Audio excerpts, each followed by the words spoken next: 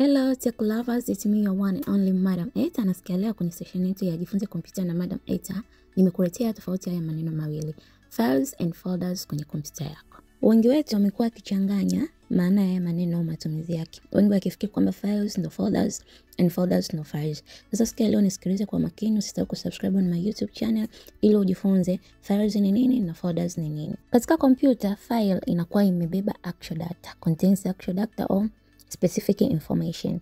Pia kwa namna nyingine naweza nikasema ni kama fundamental unit of storage. Kwa mfano, umefanya kazi na kupitia Microsoft Word.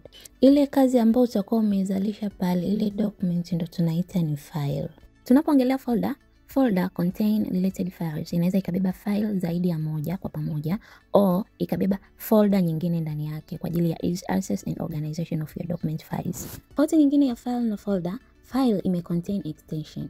Kwa mfano unakuta file limeandikwa labda lina jina woodprint.mp4, ina maana hiyo ni video, woodprint.png hiyo ni picha ambayo haina background, woodprint.jpg hiyo ni picha yenye background, woodprint.pdf ni PDF document file. While folder haina extension yoyote ile, unakuta tu folder ina ile folder name peke yake basi. Tofauti ya tatu kati ya file na folder, uwezo ukashare folder kwa njia yoyote ile ama kuprint au kumodify content ya folder.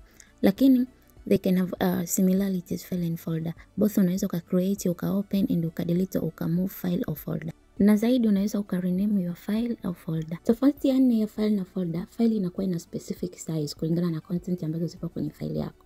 Inaweza ikawa ina MB 1, 2, 3 na kuendelea. While folder haina specific size.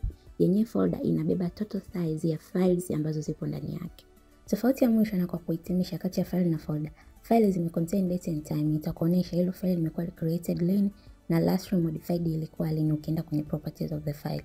While folder haitakupa hiyo taarifa kwa sababu inakuwa imecontain different files or more than one file. Hebu tuambie kwenye comment ni tofauti gani ya file na folder unaoifahamu. Kuendelea kujifunza namna gani unaweza create folder, rename folder, move folder, view properties of the file, please subscribe to my YouTube channel, turn on notification ili uweze kupata masomo mbalimbali ya kompyuta tunayoshare kwenye channel yetu kila wiki. Kwa mahitaji ya kuinstall kwa update software mbalimbali kwenye kompyuta yako kama vile Microsoft packages, Adobe packages, Windows version tofauti, karibu sana Woodprint Stationery, wasiliana nasi kwa namba hapo juu.